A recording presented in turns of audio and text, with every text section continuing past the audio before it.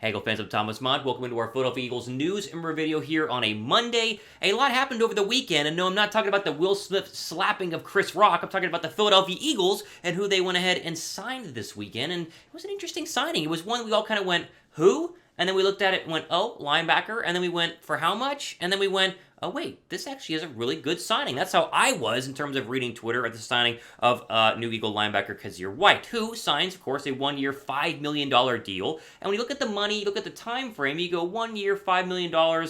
Is he a backup? Is he a role player? And then you hear what former Charger head coach Brandon, or current Charger head coach Brandon Staley said about his former Charger in White, and you go, wait a second, this is a starting linebacker. Philadelphia just signed a starting linebacker, and that was like me getting all excited that the Eagles have added a linebacker to a much-needed, long-needed help at a linebacker position that's not been good for a very, very long time. So, I won't explain it, or at least, I am explaining it, but I'll let Bleeding Green Nation, who had an excellent write-up of this, explain exactly what the White signing means. Throw it up on your screen. Quote, the Birds desperately needed help at off-ball linebacker. There's a reason I feel good about TJ Edwards being a starter entering 2022. Outside of him, though, the Eagles didn't have any other great options. White figures to be an upgrade on Alex Singleton, who left to join the Denver Broncos.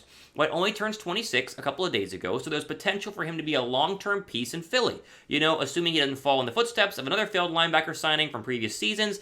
See Eric Wilson, Corey Nelson, Zach Brown, Paul Warlow, Jatavis Brown. That was a fun one. Jatavis Brown retiring before he even became a Philadelphia Eagle. Either way, a good write-up here. He's young.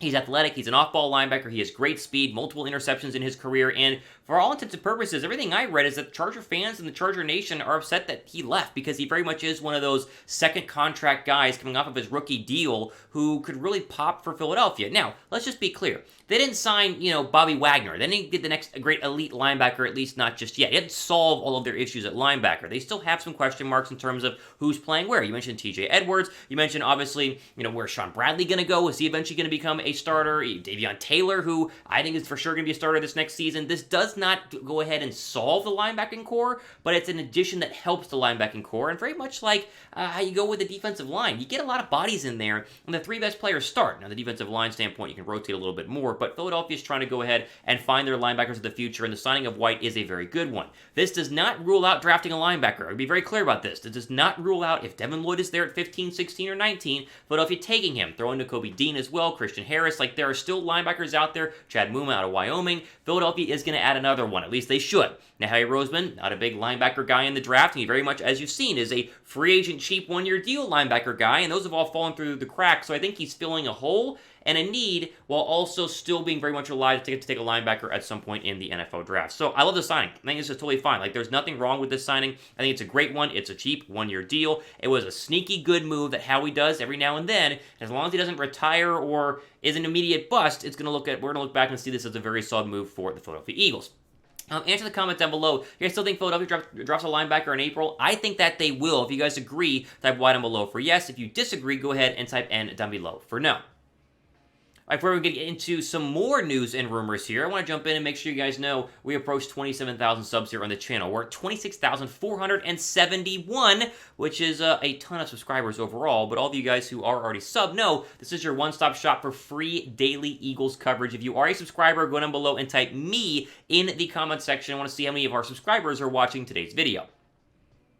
All right, some more Eagle news and rumors here on a Monday, and this one comes for the past couple of days in DeVante Parker and how Philadelphia must trade for him. This is your classic insert player who the Eagles should trade for at the wide receiver spot and why the Eagles should do it. I mean, literally, we have done this for so many different players over the past couple of months in terms of, oh, well, what if they signed this player? What if they traded for that player? What if they went ahead and got that player all at the wide receiver spot and they've got none of them? So, well, there's no guarantee DeVante Parker is the next Eagle to be traded for. He definitely is an option and one of the few that remains out there at the wide receiver spot. Now, this all stems from the Miami Herald, who put out a article about Parker saying Philadelphia is one of many teams interested in Parker. Now, that doesn't guarantee Philadelphia has called, but interested, means they at least have done a little digging in terms of adding a guy like Parker to their roster. Now, he's at an interesting time in his career. 29 years old, and so he's still relatively young, but he's about to turn 30. But, of course, he's the odd man out after the signing, or I guess the trade and then re-signing of star wide receiver Tyreek Hill. And so even though Philadelphia did just sign Zach Pascal, there still is definitely a chance they could go out and get a guy like Parker. Now, CBS Sports has a good write-up on Parker in terms of where he's at in his contract and his career. Quote, Parker is under contract through the 2023 season with relatively minor cap hits that are around $9 million each year. He's also due a base salary of roughly $5.7 in both 2022 and 2023. They go on to say, quote, while he does have a 1,200-yard season on his resume, he hasn't truly lived up to that first-round billing, averaging about 675 yards a season. Still, he is productive. He is a productive wideout that should provide a boost to a team that needs some pass-catching help, end quote. So, he, again, for a first-round wide receiver, is not turned into the star that you wanted him to be, but you go back to the Dolphin quarterbacks the past couple of years, and so how good can he actually be? His seasons, are all solid. They're a lot better than Jalen Reagor and J.J. Whiteside seasons, but the question really remains, are you getting 2019 DeVante Parker, who of course had a 1,202-yard season, or are you getting 2018 DeVante Parker, really 2021 DeVante Parker, who both had less than 600 yards? Now, the Pascal signing, I think, makes this a little bit tougher. I think Philadelphia, had they not signed Pascal, could very much have traded for DeVante Parker, and I'm not saying that they won't or couldn't, but I think right now Philadelphia tried to go ahead and get an elite receiver in free agency. They were unable to do so, and now they're going to try to find the next great elite receiver on a rookie deal in the first round. They're going to take Chris Olave or Drake London or Treylon Burks or somebody else in the first round. It will Garrett Wilson. It will happen. They will take a wide receiver. And so the question is, which one will it be? I think Howie ends up not going for Parker, but know that they have at least made a phone call, potentially. They've inquired, whatever that means, about possibly trading for the Dolphins wide receiver. Would you guys rather have Parker or draft a wide receiver in the first round? Like, this is basically what we're up against because you only have so many depth chart spots, and it's like, why would you sign Pascal and get Parker and have Watkins and have Smith and then draft somebody? So would you rather have Parker or draft a wide receiver? Type T down below for trade for Parker, or type D down below for draft Parker. All right, we'll get into our final story here in just 1 second. First, the 2022 draft hats are officially out, and every single year it's always very interesting to see exactly how good or bad they actually are. And honestly, I think these ones are not bad this year. The ones last year were pretty atrocious. These, I'm not going to lie, are pretty solid. You get the snapback, and of course the trucker hat as well. Chatsports.com/Eagles hat is the link that you need. With the draft being, instead of 28, it is. So we're a month away exactly. It's a perfect time to go ahead and pitch the draft hats because we're a month away from seeing potentially 3 players in the first round wear it across the stage in Las Vegas for the upcoming NFL draft. Again, link in the description box. Chatsports.com/Eagles hat is the link that you need. Pick it up right now. Get your draft hat ready to rock. Speaking of draft, one final thought here from Mel Kiper, who was asked about Philadelphia and the possibility of keeping all 3 first-round draft picks. And Kiper, much like a lot of other NFL analysts, don't think Howie Roseman is going to keep all 3. We'll throw his quote up on your screen here real quick. Quote, I would say that they probably don't use all 3.